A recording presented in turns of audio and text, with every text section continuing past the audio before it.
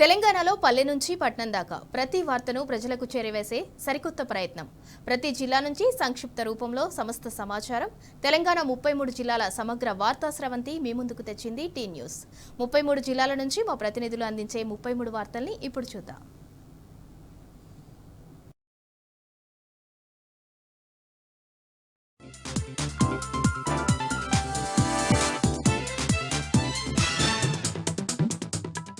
ఉమ్మడి ఖమ్మం జిల్లా వార్తలు ఒకసారి గమనిస్తే భద్రాద్రి కొత్తగూడెం జిల్లా పాల్వంచ మండలం జగన్నాథపురం దగ్గర ఒక ఎస్ఐ నిర్లక్ష్యం వల్ల 5గురికి తీవ్ర గాయాలయ్యాయి. అతివేగంగా కారును సెల్ఫ్ డ్రైవ్ చేసుకుంటూ వచ్చినటువంటి ఎస్ఐ రామారావు ఆగి ఉన్నటువంటి ఆటోను ఢీకొట్టడంతో ఈ ప్రమాదం జరిగింది. ఆటోలో ప్రయాణిస్తున్నటువంటి 5గురు ప్రయాణికులకు తీవ్ర గాయాలు కావడంతో వారందరినీ హుటాహుటిన పాల్వంచ ప్రభుత్వ ఆసుపత్రికి తరలించారు. అందులో 2-3 చాలా సీరియస్ ఇంజరీస్ జరిగినట్టుగా స్థానికులు చెప్తున్నారు. ఎస్ఐ అతివేగంగా ప్రయాణించడం వల్లనే ఈ ప్రమాదం జరిగిందని స్థానికులు తెలియజేశారు. తమ న్యాయమైన డిమాండ్లు పరిష్కరించాలని కోరుతూ ఖమ్మంలోని మంత్రి తుమ్మల నాగేశ్వరరావు కార్యాలయాన్ని ఆశా వర్కర్లు ముట్టడించారు. పెద్ద ఎత్తున ధర్నా కార్యక్రమాన్ని నిర్వహించారు. CITU Telangana ASHA workers union పిలుపులో భాగంగా మంత్రి క్యాంప్ కార్యాలయాన్ని ఆశా వర్కర్లు ముట్టడించారు. గత కొంతకాలంగా ధర్నాలు నిరసన దీక్షలు చేస్తున్నప్పటికీ ప్రభుత్వం మొండి వైఖరి అవలంబిస్తుందంటూ నినాదాలు చేశారు. తక్షణం తమకు పనికి తగ్గ వేతనం ఇవ్వాలని డిమాండ్ చేయడంతో పాటు 18,000 రూపాయల కనీస వేతనం చెల్లించాలని డిమాండ్ చేశారు.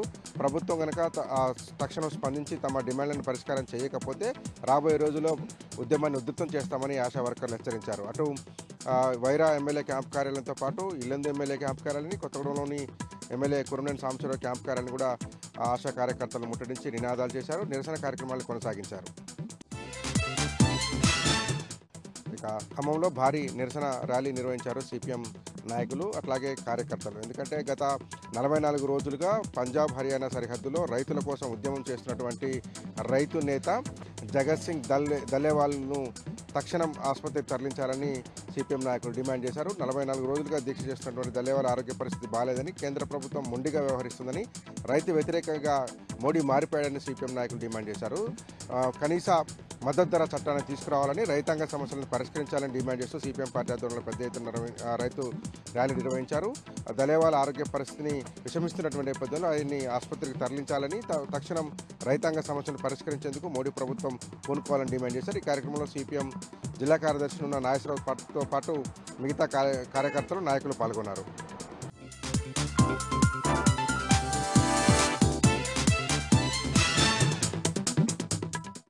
ముక్కోటి ఏకాదశి పండుగ సందర్భంగా మంచిర్యాలతో పాటు కొమరంభీం ఆసిఫాబాద్ జిల్లాలో వైష్ణవాలయాలు భక్తులతో కిటకిటలాడాయి.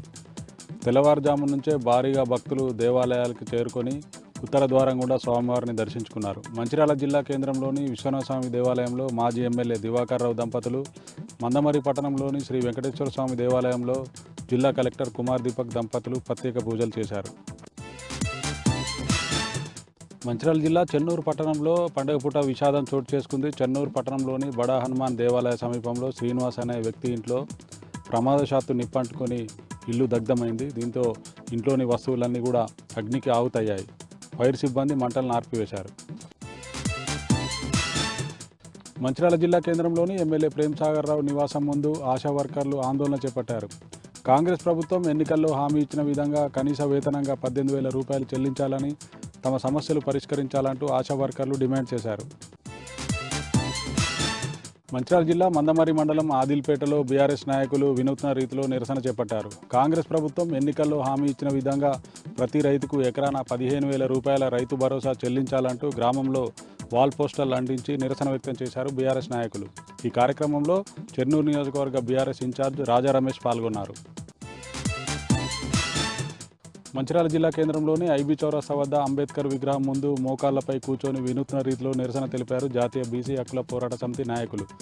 కాంగ్రెస్ ప్రభుత్వం ఎన్నికల్లో హామీ ఇచ్చిన విధంగా బీసీ డిక్లరేషన్ను ప్రకటించాలని, బడ్జెట్లో బీసీల సంక్షేమానికి 1,00,000 కోట్ల రూపాయలు కేటాయించాలని డిమాండ్ చేశారు.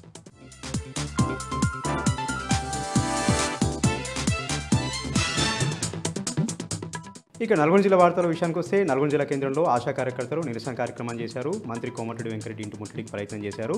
తమకు ఎన్నికల హామీలో చెప్పిన విధంగా 18,000 రూపాయల వేతనాలు చెల్లించాలి, ప్రభుత్వ ఉద్యోగులతో సమానంగా ఈఎస్ఐ, పీఎఫ్ లాంటి సౌకర్యాలు కల్పించాలని కూడా వారి సందర్భంగా డిమాండ్ చేయడం జరిగింది. మంత్రి కోమటిరెడ్డి వెంకరెడ్డి ఇంటి ముట్టడికి వెళ్తున్నటువంటి క్రమంలోనే పోలీసులు అడ్డుకోవడంతో కార్యకర్తలకు పోలీసులకు మధ్య కొంత వాగ్వాదం చోటు చేసుకుంది. ఇప్పటికైనా సరే కాంగ్రెస్ పార్టీ ప్రభుత్వం ఎన్నికల హామీలు ఇచ్చిన విధంగా తమకు 18,000 రూపాయల వేతనాన్ని అమలు చేయాలని కూడా ఆశా కార్యకర్తలు ఈ సందర్భంగా డిమాండ్ చేశారు. ఇక మరొక వార్త విషయానికి వస్తే నల్గొండ జిల్లా కేంద్రంలో డబుల్ బెడ్రూమ్ ఇళ్ల లబ్ధిదారులు నిరసన ర్యాలీ నిర్వహించారు. నల్గొండ క్లాక్ టవర్ నుంచి కలెక్టరేట్ వరకు కూడా నిరసన ర్యాలీ నిర్వహించడం జరిగింది. కేసీఆర్ గారి ప్రభుత్వంలో అందంగా 550 ఇళ్లను నిర్మించారు. లాటరీ పద్ధతిలో తమకు ప్రొజెక్టింగ్ పత్రాలు కూడా అందించారు.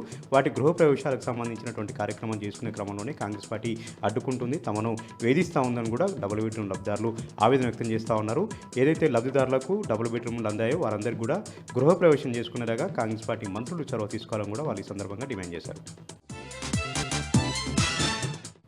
ఇక మరొక విషయానికి వస్తే యాదాద్రి జిల్లా విషయానికి వస్తే యాదాద్రి లక్ష్మీ నరసింహస్వామివారి క్షేత్రంలో వైకుంఠ ఏకాదశి వేడుకలు కన్నుల పండుగగా అంగరంగ వైభవంగా జరిగాయి. ఈరోజు ఉదయాన్నే 5:15కు స్వామివారు గరుడు వాహనదారుడై ఉత్తరాది దర్శనం కల్పించి భక్తులకు ఆ దర్శన భాగ్యం కల్పించడం జరిగింది. ఈ రోజు నుంచే యాదాద్రాలయంలో అధ్యయన ఉత్సవాలు కూడా ప్రారంభమవుతున్న క్రమంలో యాదాద్రాలయంతో కూడా భక్తజన సంద్రంగా మారింది, శోభాయమానంగా మారింది. ఈ రోజు నుంచి 6 రోజుల పాటు కూడా ప్రతిరోజు ఉదయం సాయంత్రం వేళలో స్వామివారు తీరొక్క అలంకారంలో దర్శనమిస్తూ భక్తులకు దర్శన భాగ్యం కల్పిస్తారు. తమిళనాడు నుంచి వచ్చినటువంటి అధ్యయన పారాయణికులు ప్రత్యేక ప్రబంధాలను బోధిస్తూ భక్తి పారవశ్యం పొందేలాగా భక్తులను అక్కడ బోధిస్తుండడం జరిగింది.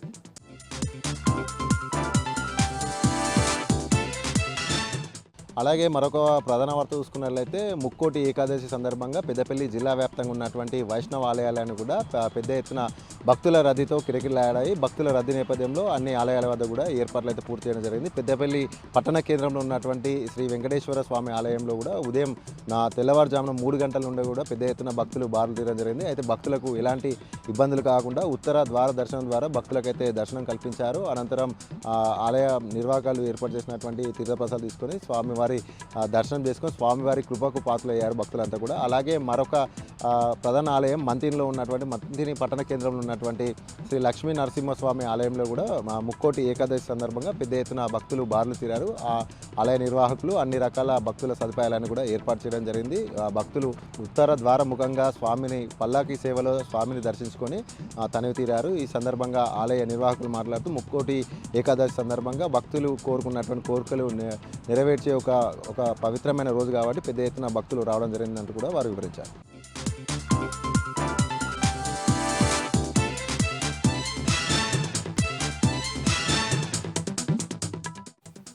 జగిత్యాల జిల్లా నుంచి ఇవాళ ప్రధాన వార్తలు ఒకసారి పరిశీలిస్తే ధర్మపురి నియోజకవర్గంలోని చివరి ఆయకట్టు గ్రామాల్లో ఇవాళ మాజీ మంత్రి కుప్ల ఈశ్వర్ పర్యటించారు. ఈ సందర్భంగా అనేక మంది రైతులు తమకు గోదావరి ఎండిపోవడం వల్ల నీరు అందట్లేదంటూ ఆవేదన వ్యక్తం చేయగా అప్పటికప్పుడు స్పందించినటువంటి మాజీ మంత్రి కుప్ల ఈశ్వర్ అక్కడి నుంచే మంత్రి ఉత్తమ్ కుమార్ రెడ్డికి ఫోన్ చేసి వివరించారు విషయాన్ని. ఈ క్రమంలో తాను కలెక్టర్కు విషయాన్ని వివరించి తక్షణమే రివ్యూ నిర్వహిస్తానని చెప్పడం జరిగింది. అయితే వరి నాట్లు చివరి దశకు చేరుకున్న సమయంలో తక్షణమే నీరు ఇవ్వాల్సిన అవసరం ఉంది. గతంలో కూడా తాము పూర్తి స్థాయిలో రైతులకు ఎటువంటి ఇబ్బంది లేకుండా నీరు అందించాము. ఇప్పుడు కూడా అందించేందుకు అన్ని పుష్కలమైన అవకాశం ఉన్న నేపథ్యంలో తక్షణమే నీరు విడుదల చేయాలని సందర్భంగా కుప్లేశ్వర్ కోరడంతో రైతులందరూ అందరూ కూడా కృతజ్ఞత తెలిపారు.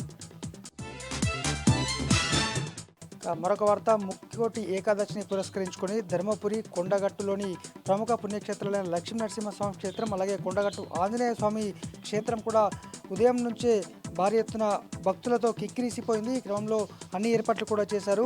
పుణ్య స్నానాలు ఆచరించినటువంటి భక్తులు అక్కడే పూజలు నిర్వహించారు. ఈ సందర్భంగా కొండగట్టు ధర్మపురి ఆలయాలు కూడా కిక్కిరిసిపోయాయి. ధర్మపురి వద్ద ప్రత్యేకించి పార్కింగ్కు సపరేట్ ప్రత్యేకించి ఏర్పాట్లు కూడా ట్రాఫిక్ ఆంక్షలు కూడా అక్కడ విధించారు. కొండగట్టు వద్ద కూడా ఎటువంటి ఇబ్బంది లేకుండా భక్తులకు సౌకర్యార్థం పలు వసతులైతే కల్పించారు.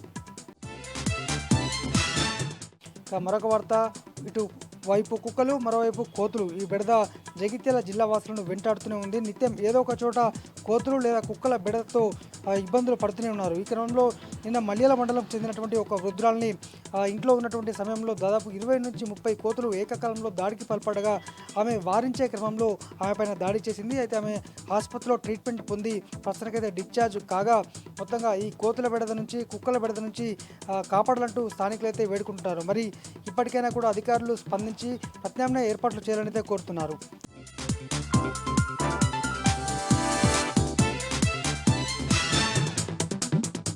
హైదరాబాద్ జిల్లా వార్తల విషయానికి వస్తే ఈరోజు వైకుంఠ ఏకాదశి సందర్భంగా జిల్లా వ్యాప్తంగా వైష్ణవాలయాలు భక్తులతో కిటకిటలాడాయి. ఇటు బరంపూర్లోని శ్రీ వెంకటేశ్వర ఆలయంతో పాటు జిల్లా కేంద్రంలోని ధర్మశాలలో ఉన్న శ్రీ బాలాజీ వెంకటేశ్వర స్వామి ఆలయము ఉదయం 5:30 నుంచే భక్తులు స్వామివారి దర్శనం కోసము బారులు తీరారు.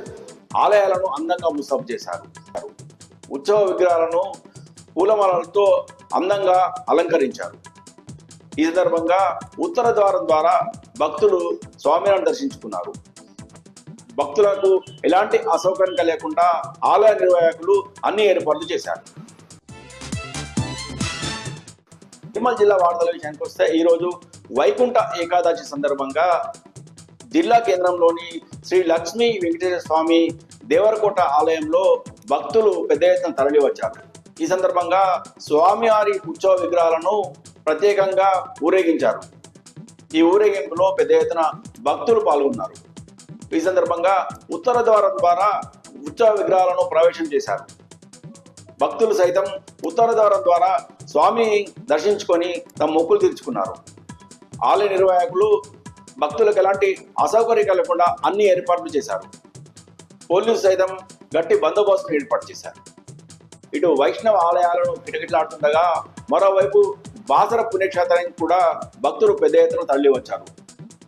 అమ్మవారు దర్శించుకున్న సందర్భంగా దాదాపు భక్తులకు అమ్మవారు దర్శించుకునేందుకు 1 గంట సమయం పట్టింది.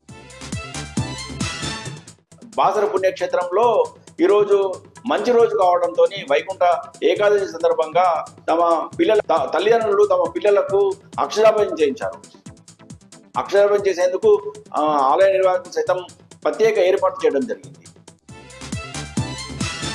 అంగన్వాడీ కార్యకర్తలు తమ సమస్యలను పరిష్కరించాలని డిమాండ్ చేస్తూ ఈరోజు రాష్ట్ర వ్యాప్త ఆందోళన కార్యక్రమంలో భాగంగా ఉట్నూరులోని ఖానాపూర్ ఎమ్మెల్యే ఇంటిని ముట్టడించారు. ఎమ్మెల్యే ఇంటి ఎదుట ధర్నా చేపట్టారు. తమ సమస్యలను పరిష్కరించాలని నినాదాలు చేశారు. ఇప్పటికైనా ప్రభుత్వం వెంటనే స్పందించి తమ సమస్యలను పరిష్కరించాలని గత ఎన్నో ఏళ్లుగా గత సంవత్సర కాలం కూడా తాము సమస్యలను పరిష్కరించాలని ప్రభుత్వానికి ఎన్ని విజ్ఞప్తులు చేసినా ప్రభుత్వం మాత్రం పట్టించుకోవడం లేదని, ఇప్పటికైనా తమకు ఖచ్చితమైన తమకు వేతనాలు పెంచాలని, అలాగే తమ పిఎఫ్ఐ రిటైర్మెంట్ పెన్షన్లను పెంచాలని, అలాగే తమకు ఉద్యోగ భద్రత కల్పించాలని ఈ సందర్భంగా అంగన్వాడీ కార్యకర్తలు డిమాండ్ చేశారు.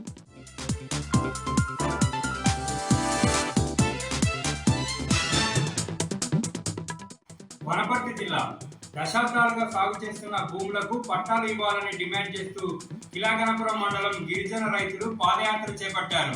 పట్టాలు లేకపోవడంతో ప్రభుత్వ పథకాలకు నోచుకోవడం లేదని ఆవేదన వ్యక్తం చేశారు. కిలాగనపురం మండలం మామిడిమాడ శివారులో దాదాపు 500 ఎకరాలకు పట్టాలు ఇవ్వాలని డిమాండ్ చేస్తూ కలెక్టరేట్ వరకు పాదయాత్ర నిర్వహించి కలెక్టర్కి వినతి పత్రం అందజేశారు. ప్రభుత్వ అధికారులు ప్రత్యేక చొరవ చూపెట్టి పట్టాలు మంజూరు చేయాలని, లేకపోతే భవిష్యత్ కార్యాచరణను ప్రకటిస్తామన్నారు గిరిజన రైతులు. జోగులాంబ గద్వాల జిల్లా వడ్డేపల్లి మండలం శాంతినగర్లో వ్యాపారి రమేష్ శెట్టి కిడ్నాప్ కేసును పోలీసులు ఛేదించారు. గత సోమవారం అప్పుడప్పుడు ఇస్తామని చెప్పి హైదరాబాద్కు పిలిపించి కిడ్నాప్ చేసి 10 లక్షలు డిమాండ్ చేశారు కిడ్నాపర్లు. ఈ కేసులో 4 నిందితులను పోలీసులు అరెస్ట్ చేశారు. వారి వద్ద నుండి 50,000 రూపాయల నగదు, 7 మొబైల్ ఫోన్లు స్వాధీనం చేసుకున్నట్లు శాంతినగర్ సిఐ టాటాబాబు తెలిపారు. మహబూబ్ నగర్ జిల్లా కేంద్రం కాటన్ మిల్ శ్రీ వెంకటేశ్వర స్వామి ఆలయంలో వైకుంఠ ఏకాదశి వేడుకలు ఘనంగా జరిగాయి. తెల్లవారుజాము నుంచే భక్తులు వైకుంఠ ద్వారం నుండి స్వామివారిని దర్శించుకున్నారు. మాజీ మంత్రి శ్రీనివాస్ గౌడ్ వైకుంఠ ద్వారం నుండి స్వామివారిని దర్శించుకొని ప్రత్యేక పూజలు చేశారు. స్వామివారి ఆశీస్సులతో ప్రజలందరూ సంతోషంగా ఉండాలన్నారు.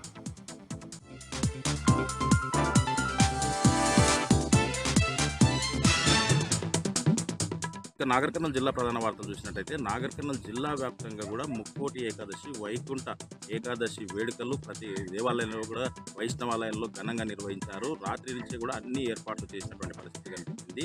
ముఖ్యంగా నాగర్ కర్నూలు మండలం శ్రీపురంలోని పురాతన ఆలయం బోధ శ్రీ రంగనాథ స్వామి ఆలయంలో ముక్కోటి ఏకాదశి వేడుకలు ఘనంగా నిర్వహించారు. వేకోజాము నుంచే కూడా భక్తులు భారీగా తరలివచ్చి ఉత్తర ద్వార దర్శనం చేసుకున్నారు. కొట్టెం శ్రీ వెంకటాద్రి ఆలయంలో కూడా ఉత్తర ద్వారం ద్వారా దర్శనాలు భక్తులు చేసుకున్న పరిస్థితి కనిపించింది. ఇటు కల్వకుర్తిలోని వెంకటేశ్వర స్వామి ఆలయంతో పాటు అటు పెంట్లవెల్లిలో ఉన్నటువంటి వెంకటేశ్వర స్వామి ఆలయంతో పాటు ప్రతి వైష్ణవ ఆలయంలో కూడా ఉత్తర ద్వార దర్శనం ద్వారా భక్తులు దర్శనం చేసుకొని మొక్కులు తీర్చుకున్న పరిస్థితి నాగర్కర్నూలు జిల్లా వ్యాప్తంగా కూడా కనిపించింది.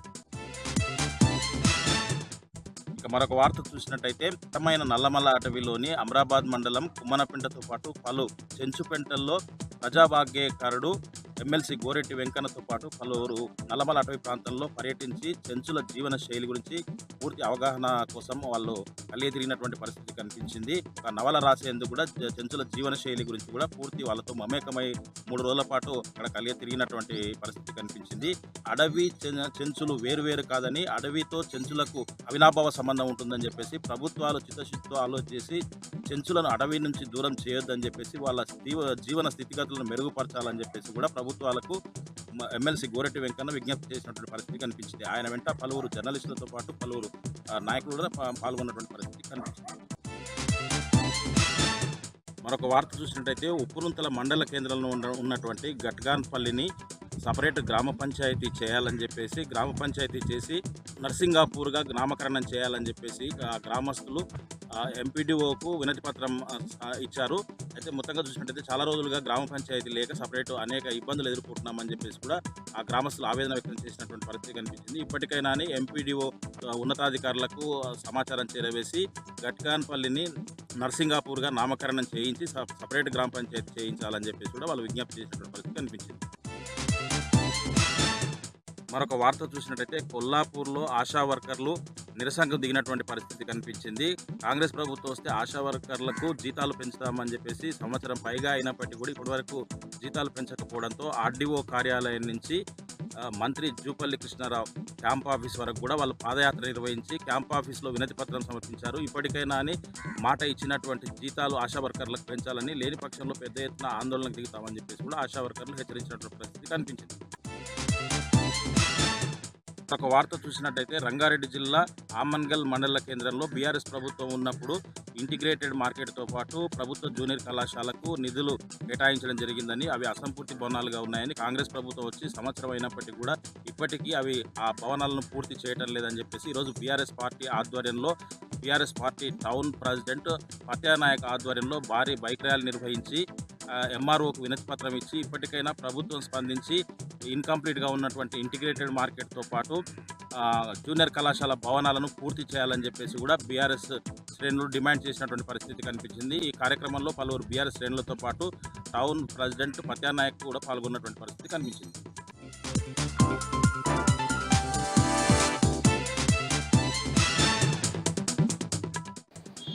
ఉమ్మడి మెదక్ జిల్లాలో ఈరోజు ప్రధాన వార్తలు ఈ విధంగా ఉన్నాయి. ముఖ్యంగా జిల్లాల వ్యాప్తంగా అటు సిద్దిపేట, మెదకు, సంగారెడ్డి జిల్లా వ్యాప్తంగా పెద్ద ఎత్తున వైకుంఠ ఏకాదశి ఉత్సవాలు ఘనంగా జరిగాయి. సిద్దిపేట జిల్లాకు వచ్చేసరికి సిద్దిపేట పట్టణంలోని మోహిన్పుర వెంకటేశ్వర స్వామి దేవాలయంలో ఘనంగా ఉత్సవాలు జరిగాయి. లక్షలాది మంది భక్తులు వచ్చి ఈరోజు ఉత్తర ద్వారం గుండా వెంకటేశ్వర స్వామిని దర్శించుకున్నారు. తెల్లవారుజామునే షావుపై ఉత్సవమూర్తిని ఉంచి ఊరేగింపు నిర్వహించారు. అనంతరం భక్తులకు దర్శనానికి అనుమతించారు. పెద్ద ఎత్తున ఉత్సవాలు జరిగాయి. ఇంకా పుల్లూరుబండ లక్ష్మీనరసింహస్వామి క్షేత్రంలో కూడా వైకుంఠ ఏకాదశి ఉత్సవాలు ఘనంగా జరిగాయి. ఉత్సవమూర్తుల్ని లక్ష్మీనరసింహస్వామికి సంబంధించిన ఉత్సవమూర్తుల్ని షావపై ఉంచి బండపై ఊరేగింపు నిర్వహించారు. ఉత్తర ద్వారం గుండా స్వామివారిని లోపలికి తీసుకువెళ్లిన తర్వాత భక్తులకు దర్శనానికి అనుమతించారు. పెద్ద ఎత్తున భక్తులు తరలివచ్చి లక్ష్మీ వల్లభుని దర్శించుకున్నారు. ఇక సిద్దిపేట జిల్లాలో మరో ముఖ్యమైన వార్త. సిద్దిపేట నియోజకవర్గానికి సంబంధించిన ఎస్ఎస్సి విద్యార్థుల తల్లిదండ్రులతో ఈరోజు మాజీ మంత్రి హరీష్ రావు ప్రత్యేకంగా టెలికాన్ఫరెన్స్ నిర్వహించారు. ముఖ్యంగా ఈ 2 నెలల కాలంలో విద్యార్థులందరినీ కూడా ఇతర పనులకు, ఇతర అవసరాలకు వినియోగించుకోకుండా పూర్తి స్థాయిలో చదువుపైనే కేటాయించి పిల్లల చదువు మీద దృష్టి కేంద్రీకరించాలని చెప్పి ఆయన ఈ సందర్భంగా విద్యార్థుల తల్లిదండ్రులతో కౌన్సిలింగ్ నిర్వహించారు. ఇక సింగూరుకు సంబంధించి జోగిపేట సింగూరు గెస్ట్ హౌస్లో 2 ప్రేమికుల జంట ఈరోజు ఆత్మహత్య చేసుకున్నది. వంజరి ఉదయ్ కుమార్ అనే ఒక వ్యక్తి, అట్లాగే మౌనిక అనే మరొక అమ్మాయి, ఇద్దరు కలిసి ప్రేమించుకున్నారు. తల్లిదండ్రులు వాళ్లకు ప్రేమను అంగీకరించకపోవడంతో ఇద్దరు కూడా ఆత్మహత్య చేసుకుని చనిపోయారు. ఇక మెదక్ జిల్లా వార్తలు వచ్చేసరికి ఇటు రామాయంపేట మండలం నిజాంపేటకు సంబంధించిన విద్యార్థులు, కాట్రియాల్ ప్రాంతానికి సంబంధించిన విద్యార్థులు, 3 గ్రామాలకు సంబంధించిన విద్యార్థులు సరైనటువంటి బస్సు సౌకర్యం లేకపోవడంతో వాళ్ళు కాలినడకన పాఠశాలకు వెళ్లాల్సిన పరిస్థితి ఏర్పడింది. కాట్రియాల, దంతేపల్లి, మరో గ్రామానికి తండాకు సంబంధించిన విద్యార్థులు సుమారు 40 మంది సరైనటువంటి రవాణా సౌకర్యం లేకపోవడం వల్ల వాళ్ళు నడిచి వెళ్లాల్సిన పరిస్థితి ఏర్పడిందని నిరసన వ్యక్తం చేసినటువంటి పరిస్థితి కనిపించింది.